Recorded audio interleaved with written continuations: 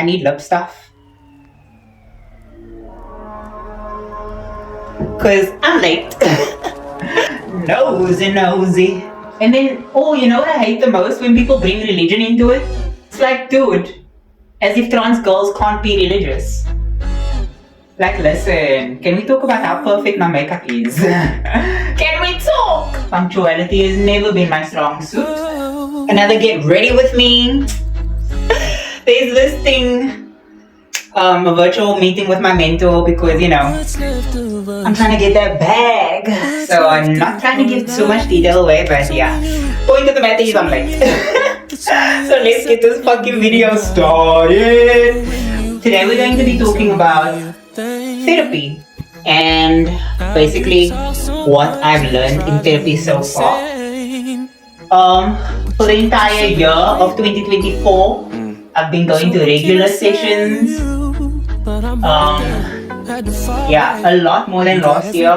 Last year I used to go, but because work was really demanding, I kind of stepped back and put my mental health on the back seat, which is not something I recommend for anybody to do. I've learned that unfortunately abuse in any kind of form, whether it be at home, at school, at work, if it's verbal, emotional, physical, psychological, passive or active, it can really cause serious damage that, if not treated properly, can cause residual trauma for decades. And I'm 32 now. And for example, I still have nightmares of Luther Miller. The guy who used to bully me in high school. Yo, he was sexy, man. And I think that was the most painful part. The fact that I found him attractive. And the fact that he was so mean to me. Like, I was scared shitless every day to go to school. I couldn't really talk to anybody about it. Because like, my mom thought, for example, that I was the problem. That I was being too gay. And I was bringing this abuse on myself. So funny. Because queer culture has always been around. We've been around since the beginning of time. But people, like, it's like, thank God for Gen Z, shout out. Because like, without the vocabulary and the awareness of trans existence now, people would still be so fucking ignorant. Anyway, in therapy, I dealt a lot with the deeply rooted causes of me just not being able to heal properly. I've learned that an abuser will never admit that they are abusing you. And especially as of recent, I've been dealing a lot with passive abuse. And it's really sad when it comes from someone who claims that they care about you. Even someone like your parents, who it's literally their duty to make sure that you are loved and safe. Passive abuse can be absolutely damaging long term because it's subtle, right? Passive aggression is something that can easily be performed and executed, and ignorantly the person performing this abuse upon you or admitting this abuse won't necessarily own up to it, because accountability is not something that they are cognizant of. So, God, I can't even remember what the acronym stands for, but it's basically where if you try to confront someone in a constructive and calm manner, that what you are doing, what they are doing to you is hurtful, and you try to express the hurt that they give, they will turn around and immediately tell you that, no, but this is what you did. This is how you make me feel. It's like a competition for them. It's like, oh, you're telling me what I did to you, now this is what you did to me. And it becomes this boxing match where obviously you, as the calm, constructive one, you're not in the mood, you're not keen for that. So you will step back and you will let them cook. And that retreat they take as a weakness, and they turn that into their weapon against you, which is wild. Because at the end of the day, you have nothing to feel ashamed of. You having given consent to their love and safety and support, you went into this, and I'm generalizing, thinking that their support and their love and their warmth, their compassion, their respect, their safety that they had committed to, that it would be unconditional. And when you come to the realization that it's not, and you try and talk to them about it, to try and address the situation, it turns into a mess. Which it never should be. I've been trying my best not to get caught up in the negativity of it all. I've been journaling, I've been drawing, I've been writing, and my creativity, thank God for my creativity. He has blessed me with the power of creativity to distract my brain and my heart from the trauma that I experienced. And it's a daily thing for me. It's not something that I can escape. Until my parents died, unfortunately, even though I don't live with them, my mom still has access to me. I haven't changed my email address. I haven't changed my number. Probably should. And I don't want to block them because, especially my mom, for example, I can't block her. And that's probably my Stockholm syndrome taking over. Jokes aside. But the position that I'm in right now, I can't just cut off communication because that might cause more harm than good. We still live within the same city. So physically she has access to me. She has my address. So I can't. I'm scared, It's gonna take a while for me to truly get over the trauma that I'm going through. Maybe because I'm still going through it and I haven't really reached that point where I am still and at peace. It's gonna take a while, but I need to come to the acceptance that there are healthy ways to deal with it instead of wallowing in my negativity.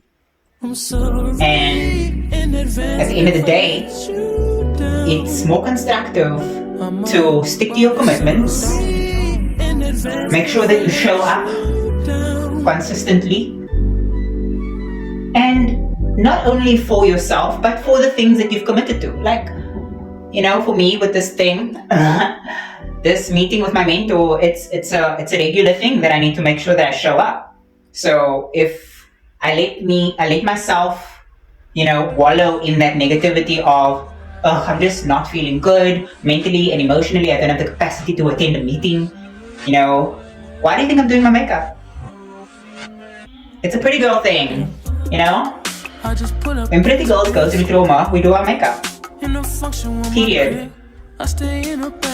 Being vulnerable is key, because within my sessions with my therapist, I've cried a lot, and I used to be a very soft person, and then I grew really tough to the point where I never ever really cried. And then, I don't know, maybe it's my transition that made me tap into these emotions. But I really started being way more vulnerable than I should be. And sometimes it makes me feel extremely targeted, extremely weak. People think that I use my vulnerability as a tactic for manipulation, which is wild, because manipulation is the complete opposite of vulnerability. You see, being surrounded by toxic people, they brainwash you into thinking that the facts, like literal facts, is not what it is. They make you believe their version of the truth instead of facts, you know? And that is really my point. Therapy will make you see that there are people all around us. Your work environment, social environment, at church, even on the streets, like when you're going out just to like get a beer. There are people that will solemnly stand by the fact that you are wrong, even though you are going off of fact and they are going off of manipulation and ultimately trying to convince you of something to make you feel small so that they can have the upper hand on you. I just wanted to highlight the fact that I believe that therapy has become a real integral part of my day-to-day like life, you know, staying in touch with my therapist, going to regular sessions, even making my doctor's appointments, obviously, my prescription meds, but even like making appointments with my psychologist, who's also queer, by the way. Having queer therapists just does something to my soul, guys. You don't understand. It is. Oh, are you okay? It is what it is. Like a straight therapist will just doesn't hit the same. What? A straight therapist doesn't hit the same. Genuinely doesn't. Unfortunately, as healthy as therapy in general can be, and if you straight, fine, all good and well. And I mean, I'm straight. I identify as a heterosexual woman, okay? But it just doesn't hit the same. It doesn't, because they don't have the depth that it takes to understand you on a cosmic level. You know, the trauma that you face consistently is not something that is a concept that they need to understand, because to them, they could walk down the street and nobody could be less interested. No, honestly. But for a trans person, if I were to go to the shop, even if it's just to get a liter of milk, I would cause a problem. People would be turning their heads. People would be dropping dead. That's the whole point of this, you know? There are people that would go out of their way to make me feel small simply because I'm out here existing, breathing the same air as them. It's wild. And it really shouldn't be like that. But it is like that. And that's really the sad truth. So, ultimately, I do believe that knowing when to ask for help, knowing who to ask for help, is very important. I think it's a brave step to take priority of your own well-being, the safety, the love that you never received from people who you wanted it from, or you needed it from. You need to take responsibility and ensure that you show up for yourself. So, it's gonna be scary. It's still scary for me to ask for help, because it's not easy admitting that you need help and facing that rejection if they say no. But I really, really do believe that there are people, maybe you don't even know it, there are people who care and they want to support you within their capacity, of course. You know? So you may not know it. Fuck around and find out. If you stayed, thank you for watching. I appreciate you. This is the look. I'm a weird like this. I'm a weird like this. You know?